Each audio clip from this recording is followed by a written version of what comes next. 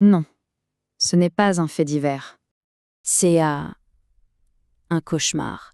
Mais un cauchemar peint en rose bonbon. Imaginez l'histoire parfaite. Une mère complètement dévouée, sa fille, si malade, un amour absolu.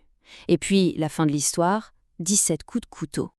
Alors voici Didi Blanchard. Faut savoir que l'Amérique entière l'admire. C'est la mère courage, vous voyez? Une infirmière dévouée le jour et une sainte, une véritable sainte la nuit. Et cette sainte, elle porte une croix. Sa fille, Gypsy Rose. Et attention, la liste. Leucémie, dystrophie musculaire. Mais attendez, c'est pas fini. Asthme sévère, des allergies à presque tout, et puis un retard mental. On disait qu'elle avait l'esprit d'une enfant de 7 ans. Elle avait même une sonde gastrique pour la nourrir, parce que soi-disant, elle ne pouvait pas manger toute seule.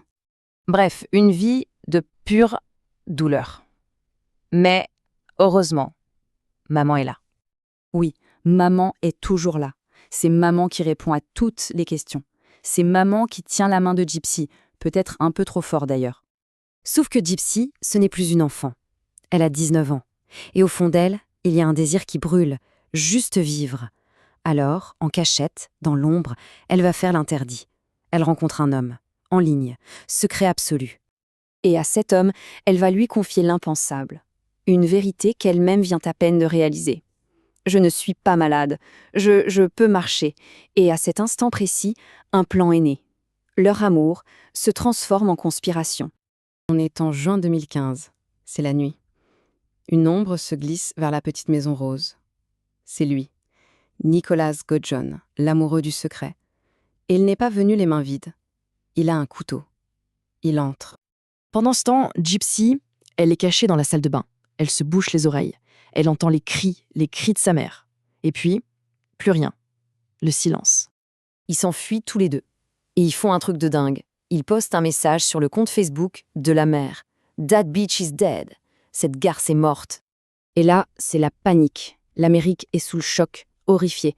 La pauvre petite fille malade, en fauteuil roulant, elle a été enlevée. Une chasse à l'homme nationale est lancée. Et ça ne dure pas longtemps. La police les retrouve dans un motel miteux. Le monstre Godjon est arrêté. La victime, la pauvre Gypsy, est sauvée. Voilà, fin d'histoire. Enfin, presque.